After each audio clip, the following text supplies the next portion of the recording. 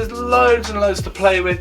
Again, you want to start playing with strikes and smashing things and getting the spins in there with the sticks and playing around. In this video, I'm going to be talking all about the Ashwood bow staff we have for sale at Enso Martial Arts. I'm going to be talking all about its features, a little bit about the wood and the differences between this and the regular oak bow staff we have at Enso Martial Arts. Who would use this, why you'd want to use this, and at the end I'm going to give you a few little tips and tricks just to get you started training with bow staff.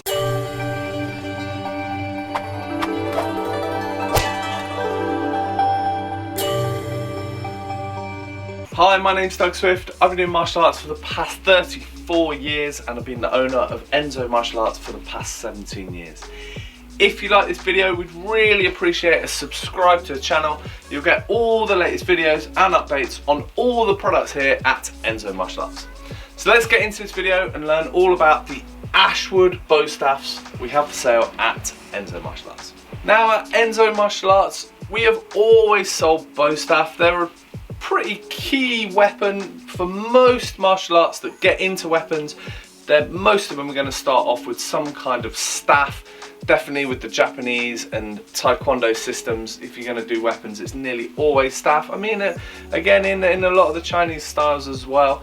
So yeah, training with staff is definitely a key part of most martial arts weapons training. Now the standard for a lot of martial arts is oak bow staffs. That tends to be pretty much the staple. These kind of things here, the white and red oak, that tends to be the standard kind of wood. The Chinese ones tend to go for the waxwood, and ashwood doesn't really fit in sort of to the standard kind of wood that people would use. So why does it exist? What's the deal with ash? Well, up until recently, oak has been relatively available, but it's getting much harder to source. So the cost of bow staffs is just going up and up and up as the oak's getting harder and harder to like farm and produce. So there's been a lot of talk, I'd say probably over the sort of last 6 or 7 years, about having to change the actual wood that people are using, not necessarily in the shop here, but higher up the sort of supply chain with the manufacturers, and ash and beech have been the two that come in. Now, funnily enough, we also get quite a lot of carpenters, sort of chippies and whatever, that come in and say, oh, I can make that, and it never really materializes to anything. But they always say, have you ever thought about using ash? They say ash would be a perfect wood for what you want. It'll be much more durable than oak. So, you know, maybe because of the scarcity of oak, which is pushing us in more of a direction where we actually get a wood that's actually more usable than oak. Oak can be very rigid. It can be quite hard. People obviously are very used to that. They've been using it a long time. But maybe ash is a nice new alternative to the ever increasing price of oak. So what are the differences? Well, the main thing that you can see is the colour of it. Now, I believe that this is stained, but what it does do is it stands it apart from the white and red oak. Now, ash, I believe, is a white wood, so if you had a white wood staff, you wouldn't know any difference from the oak. You wouldn't be able to discern between the two, unless if you were like really on it with like being able to study grains and see the difference between an ash grain and an oak grain. I don't know anything about that, but I do know that these ashwood staffs have been stained a kind of browny, grey, greeny colour, and actually I think they're really good looking. The other thing that this stain does do is it really brings out the grain. So all of the ash staffs we have obviously have a slightly different grain in them.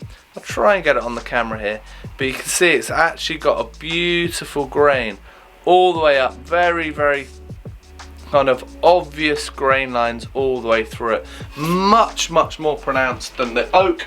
We've got an example here, and even though I think the white oak are very beautiful, there's actually very fine grains in the oaks, so you get a much more pronounced grain in the ash, which is great. In terms of weight, and I'll show you the weights later, the actual weight of this one later, and obviously all wood weights do vary. The weight isn't too dissimilar. It feels actually very similar, within the same range that the oaks tend to range in.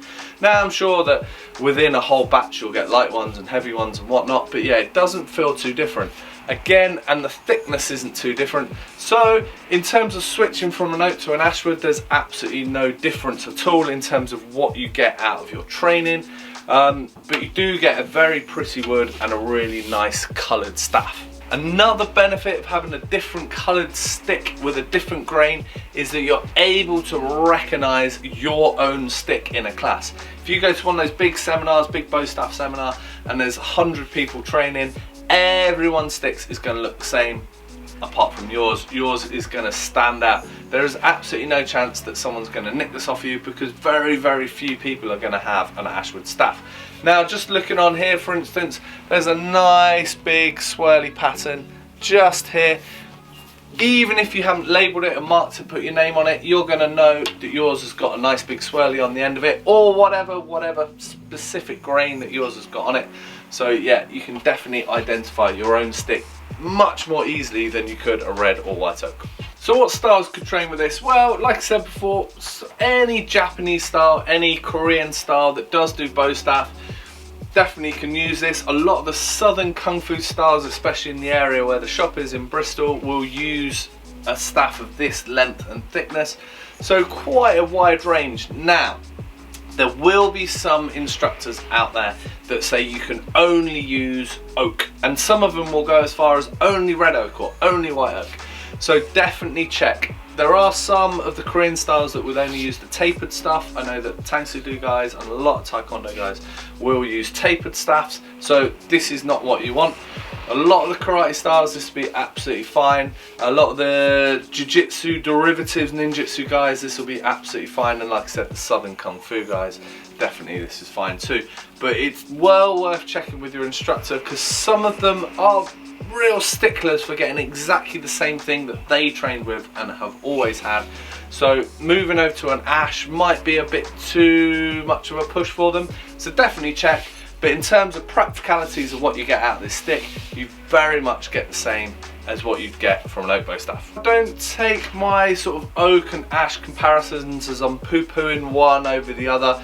I just kind of want to explain how this stick is against the standard, which has always been red oak. So, you know, you want to know the differences, you want to know the similarities, so you get exactly the stick. When you buy one of these off me, you know exactly what you're going to get. So just having a look at some of the measurements. Now, bow staffs, pretty much anything on our website that says bow staff will be a 6 foot length.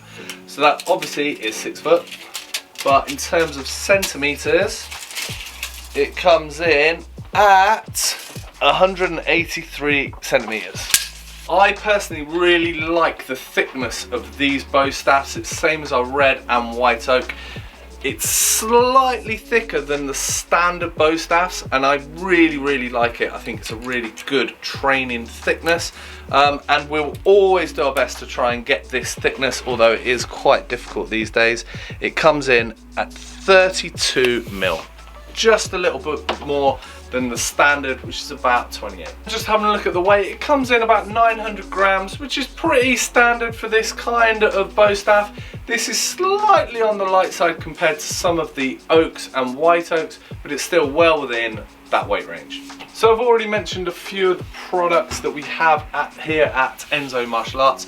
So as well as the ashwood bow staff, we also have red and white oak bow staffs. We have the red and the white dragon carved bow staffs. We have the really flexible rattan bow staff and the super popular waxwood kung fu staffs.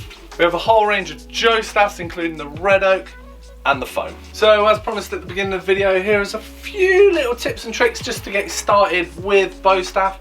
Now this isn't like an advanced kind of class or anything like that, so if you've been doing bow staff before and you just want to venture into getting yourself a new ashwood bow staff, then this won't be for you. This is just for people just really starting out and just getting an idea of what they're going to be doing with a bow staff. Now, almost every single class that I know of, when they put a bow staff in a beginner's hand, the first thing they're going to be doing is spins. Just getting used to spinning the thing round and round beside themselves, just turning it just the 0.1 full rotation each side around you, and your hands are pretty much fixed. So your left hand always leading, or you can have it with your right hand always leading. whichever one you want. It's kind of good to do both so you get a feel of it. Now the extension of this is going to be left hand lead in, then right hand lead in. So each end of the stick is going to turn sort of 1.5 times on each side of the body, and you can do this where you're either doing it just with one hand and switching hands, or you can keep both hands on the whole time, whichever you fancy. And this is where you can start playing around just with little techniques, just getting used to it. Now some of the things you want to do, if you do have a mirror, it's quite useful. I've got a little screen on the camera so I can see myself, is getting the bow staff nice and straight and vertical either side as you spin it. You don't kind of want it all around like this. It looks pretty messy. You want it nice and upright and nice and close to your body. So that's definitely the first two kind of techniques merged into one that you want to be doing. Third thing that I try, or you could argue the second thing you want to try, is reverse spins. So again, you can just do single turns, or you can do 1.5 turns each side, just doing them nice and reversed, and all the same stuff really. Spinning it round, changing hands on either side, nice and vertical spins, nice fluid movement, nice same speed all the way through. So that's what you kind of want to be working on.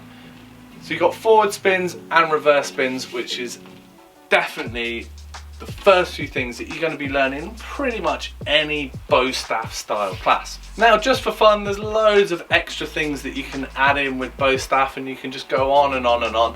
There's all kinds of stuff like spinning them behind your back, which is always good. There's lots of stuff where you can keep spinning it behind your back, just on and on and on and over the top of your head. I'm fairly restricted with the shop here, so I do have to be careful to not bash everything. So that's pretty good. Lots of stuff like that. So there's loads and loads to play with. Again, you want to start playing with strikes and smashing things and getting the spins in there with the sticks and playing around. There's loads of things you can do, but that's just a few little things just to get you started. Thanks very much for watching. I hope it was useful. I hope you learned loads about the Ashwood bow staff we have here at Enso Martial Arts. If you found this video useful, please subscribe to the channel. You'll get all the latest videos and updates on all the products here at Enso Martial Arts. Thanks very much, and I'll see you soon. Cheers!